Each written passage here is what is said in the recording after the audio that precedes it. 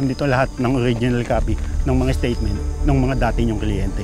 Yung mga nalintik dahil sa produkto nyo, tsaka yung SD card, andun yung picture na pinadala ko sa inyo. Andito na din yung makakapag-kompromiso sa'yo. Yung pera. Akala ko maduduwag ka at hindi ka sisipot eh. Pero iba talaga kapag mukhang pera.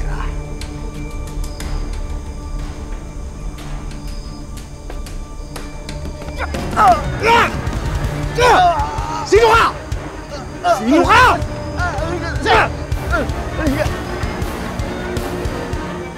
Boss! Napag-utusan lang po ang boss. Sabi po ng kausap ko, ibigay ko daw po sa inyo ito kapalit ng pera. Sir?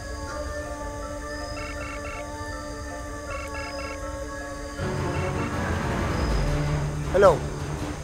Nakawalan mo yung tao ko. Kung ayaw mo ikalat ko yung baho mo to, Franco Terra. Ang usapan, sisipot ka. Saan ka? Anong kala mo pupuntahan kita dyan para makipag-date?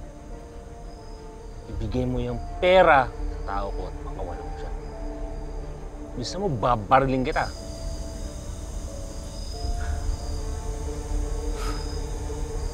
Oo na.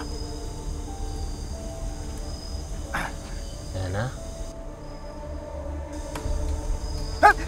Huwag mong barilin! Baka barilin din ako dito.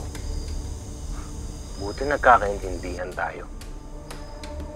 Pero huwag kang mag-alala. Pag mabait ka, mabait din ako. Titikom ko yung bibig ko. Total, yung pera mo naman yung nagbabayad ng katahimikan ko.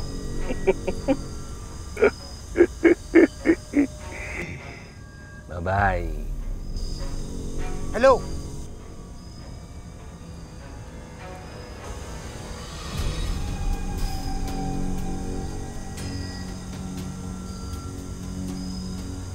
Takot ako dun.